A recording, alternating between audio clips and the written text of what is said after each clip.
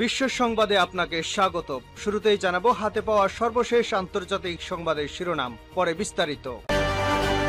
জানিয়ে দিব সর্বশেষ আপডেট আন্তর্জাতিক সংবাদ। শুরুতেই শিরোনাম। বেঙ্গালুরুতে মোদি ঘনিষ্ঠ এমপি গ্রেফতার। এদিকে হামাসের বিরুদ্ধে যুদ্ধে নিহত ইসরায়েলি সেনার সংখ্যা বেড়ে 294। সিকিম সীমান্তের কাছে অত্যাধুনিক যুদ্ধ বিমান মোতায়েন চীনের, ভারতের আশঙ্কা। এদিকে বাইডেনের প্রস্তাব প্রত্যাখ্যান, যুদ্ধ থামাবে না ইসরায়েল। সর্বশেষ জানিয়ে দিব নেতানিয়াহু সরকারের উপর চাপ বাড়াচ্ছে ইসরায়েলি মধ্যপন্থী দল। এতক্ষণ শুনছিলেন সংবাদ শিরোনাম, এবারে বিস্তারিত। বেঙ্গালুরুতে মোদি ঘনিষ্ঠ এমপি গ্রেফতার। ভারতের প্রধানমন্ত্রী নরেন্দ্র মোদীর বিজেপির গুরুত্বপূর্ণ মিত্র দলের এক আইন প্রণেতাকে আজ শুক্রবার গ্রেফতার করেছে কর্ণাটক পুলিশ। কর্ণাটকের জনতা দল জেডিএস প্রজ্জ্বল রেভান্নার বিরুদ্ধে ধর্ষণ ও যৌন হেনস্থার অভিযোগ রয়েছে। ভারতের গণমাধ্যম এনডিটিভিকে উদ্ধৃত করে এ সংবাদ জানিয়েছে বার্তা সংস্থা রয়টার্স। কর্ণাটকের প্রভাবশালী রাজনৈতিক পরিবারের ৩৩ বছর বয়সী প্রজ্জ্বলের বিরুদ্ধে এপ্রিলের অভিযোগ দায়েরের পর ভারতের বাইরে চলে যান তিনি। ভারতের বিভিন্ন গণমাধ্যম জানিয়েছে তিনি জার্মানিতে ছিলেন। কর্ণাটকের রাজধানী বেঙ্গালুরুয়ে তিনি বৃহস্পতিবার গভীর রাতে আসেন। এর পরপরই তাকে গ্রেফতার করা হয়। রাজ্যের লোকসভা নির্বাচনের কয়েকদিন আগে ২৬ এপ্রিল সামাজিক যোগাযোগ মাধ্যমে বেশ কিছু ভিডিও ক্লিপ প্রচারিত হয়। এরপর প্রজ্জ্বলের বিরুদ্ধে যৌন হয়রানির অভিযোগে তদন্তের জন্য রাজ্য সরকার একটি বিশেষ তদন্ত দল গঠন করেছিল। দ্বিতীয় দফায় লোকসভার সদস্য হওয়ার জন্য নিজের জনতা দল থেকে লড়ছিলেন প্রজ্জ্বল সাবেক প্রধানমন্ত্রী এইচ.ডি.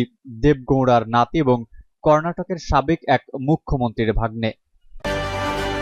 হামাসের বিরুদ্ধে যুদ্ধে নিহত ইসরায়েলি সেনার সংখ্যা বেড়ে 294।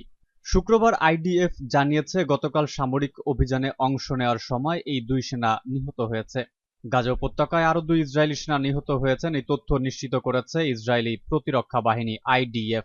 শুক্রবার আইডিএফ জানিয়েছে গতকাল সামরিক অভিযানে অংশ নেওয়ার সময় তারা নিহত হন। দুই সেনার মৃত্যুতে গাজার স্থল হামলা শুরুর পর নিহত ইসরায়েলি সেনার সংখ্যা বেড়ে 294 হয়েছে। গত 7 অক্টোবর ইসরায়েলি ভূখণ্ডে অতর্কিত হামলা চালায় হামাস। এতে 1170 জন নিহত হন।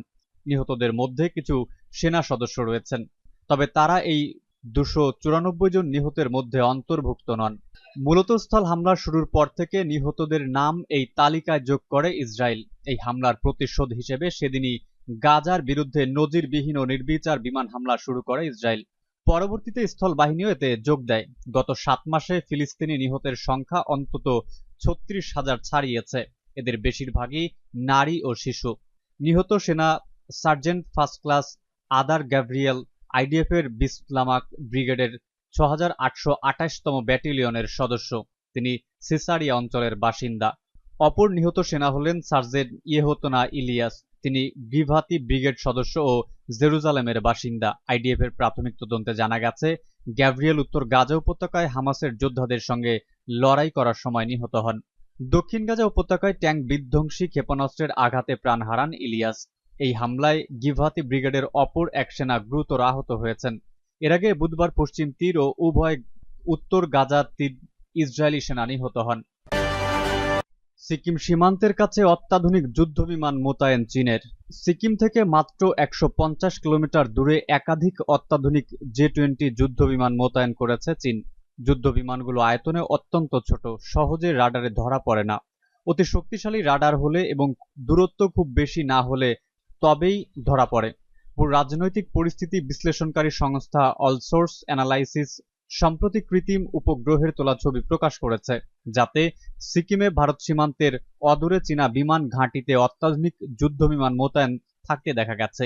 কৃত্রিম উপগ্রহের তোলা একাধিক ছবি মিলিয়ে দেখে বোঝা গেছে গত 27 মে যুদ্ধবিমানগুলো সেখানে এসে পৌঁছায়।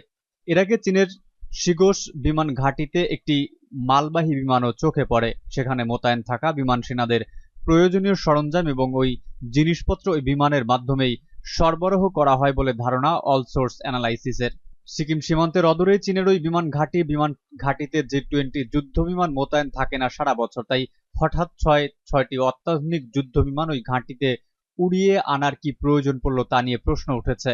শুধু জে-20 যুদ্ধবিমানই নয়, একাধিক জে-10 যুদ্ধবিমান এবং একটি KJ-500 বিমানও দেখা গেছে সেই ছবিতে, তবে সেগুলো মোটামুটি সারা বছরই মোতায়েন থাকে সেখানে। একটি সর্বভারতীয় সংবাদ মাধ্যমের পক্ষ থেকে বিষয়টি নিয়ে ভারতীয় বিমান বাহিনীর সঙ্গে যোগাযোগ করা হয়েছিল। বিষয়টি সম্পর্কে অবগত থাকলেও সিকিমের অদূরে J-20 যুদ্ধবিমান মোতায়েন নিয়ে কিছু জানাতে রাজি হননি তারা। তবে ভারত সীমান্তে হঠাৎ অত্যাধুনিক যুদ্ধবিমান মোতায়েন করলো কেন, সেই নিয়ে প্রশ্ন উঠেছে। বিশেষ করে ভারতের পশ্চিমবঙ্গের হাসিমারা থেকে শিগোজ বিমান ঘাঁটির দূরত্ব মাত্র 290 কিলোমিটারেরও কম। এমনিতেই লাদাখ এবং অরুণাচল নিয়ে চীনের সঙ্গে সীমান্ত সংঘাত রয়েছে ভারতের।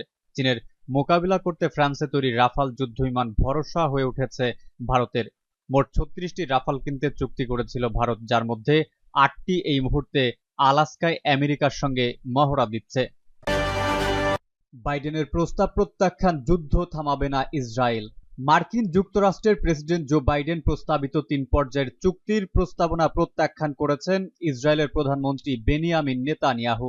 তিনি বলেন, হামাসের সামরিক ও প্রশাসনিক ক্ষমতা ধ্বংস না হওয়া পর্যন্ত গাজা যুদ্ধ বন্ধ হবে না। শনিবার টাইমস অফ ইসরায়েলের এক প্রতিবেদনে তথ্য জানানো হয়েছে। প্রতিবেদনে বলা হয়েছে, নেতানিয়াহু আরো বলেন, যুদ্ধ বন্ধের বিষয়ে এখনো ইসরায়েলের দৃষ্টিভঙ্গি পরিবর্তিত হয়নি। যুদ্ধ শেষ করার শর্তাবলীও এখনো অপরিবর্তিতই রয়েছে, আর সেটা হলো হামাসের সামরিক ও প্রশাসনিক ক্ষমতা ধ্বংস হতে হবে। বন্দী ইসরায়েলেরা স্বজনদের কাছে ফিরে আসতে হবে, এমনি ভাবে গাজা ইসরায়েলের জন্য সম্পূর্ণরূপে হুমকিমুক্ত হতে হবে। তিনি আরো বলেন, স্থায়ী যুদ্ধবিরতি কার্যকর হওয়ার আগে ইসরায়েল এই শর্তগুলো পূরণ করার জন্য জোর দিতে থাকবে। এই শর্তগুলো পূরণ হওয়ার আগে ইসরায়েল স্থায়ী যুদ্ধবিরতিতে সম্মত হবে এমন ধারণা অযৌক্তিক। এদিকে গাজার দক্ষিণাঞ্চলীয় অতি ঘনবসতিপূর্ণ রাফা শহরে অভিযান না চালাতে বিশ্ব সম্প্রদায়ের আহ্বান উপেক্ষা করে হামলা চালিয়ে যাচ্ছে ইসরায়েল। এই অবস্থায় অনেকটা অপ্রত্যাশিতভাবে গতকাল শুক্রবার ইসরায়েলের ওই যুদ্ধবিরতি প্রস্তাব ঘোষণা করলেন বাইডেন। মার্কিন প্রেসিডেন্ট জো বাইডেনের যুদ্ধবিরতির প্রস্তাবকে ইতিবাচক বিবেচনা করছে হামাস। আজ শনিবার AFP জানায়, যুদ্ধবিরতি প্রস্তাব মেনে নিতে হামাসের প্রতি মার্কিন প্রেসিডেন্ট আহ্বান জানানোর পর গতকাল সন্ধ্যায় হামাস একটি বিবৃতি দিয়েছে। বিবৃতিতে বলা হয়, স্থায়ী যুদ্ধবিরতি প্রতিষ্ঠা, গাজা থেকে ইসরায়েলি সেনা প্রত্যাহার এবং এই উপত্যকার পুনর্গঠন ও বন্দি বিনিময় নিয়ে বাইডেনের বক্তব্যকে ইতিবাচকভাবেই দেখছে তারা। এদিকে ইসরায়েলের যুদ্ধবিরতি প্রস্তাবের কথা ঘোষণাকালে প্রেসিডেন্ট বাইডেন প্রায় 8 মাস ধরে চলা গাজা যুদ্ধের সমাপ্তি টানার আহ্বান জানান। নেতানিয়াহু সরকারের উপর চাপ বাড়াচ্ছে ইসরায়েলি মধ্যপন্থী দল। ইসরায়েলের পার্লামেন্ট ভেঙে দিতে একটি প্রস্তাব দিয়েছেন দেশটির যুদ্ধকালীন মন্ত্রিসভার সদস্য বেনি গ্যান্টস। বৃহস্পতিবার প্রস্তাব দেন তিনি। এর ফলে বেনিয়ামিন নেতানিয়াহু সরকারের উপর চাপ বাড়ছে এবং যুদ্ধকালীন মন্ত্রিসভার ঐক্যে ফাটল প্রকাশ্যে আসছে। অবশ্য প্রধানমন্ত্রী পদে বহাল থাকতে নেতানিয়াহু পর্যন্ত পর্যাপ্ত আইন প্রণেতার সমর্থন রয়েছে। মে মাসে জারি করা একটি আলটিমেটামকে কেন্দ্র করে এমন পদক্ষেপ নিয়েছেন গ্যান্টস। ওই সময় তিনি দাবি করেছিলেন, আগামী 8 জুনের মধ্যে নেতানিয়াহু সরকারকে গাজা নিয়ে যুদ্ধ পরবর্তী পরিকল্পনা উপস্থাপন করতে হবে। এ সময়ের মধ্যে নেতানিয়াহু তা তুলে ধরতে ব্যর্থ হলে জোট সরকারের ওপর থেকে সমর্থন প্রত্যাহারের হুমকি দিয়েছিলেন তিনি।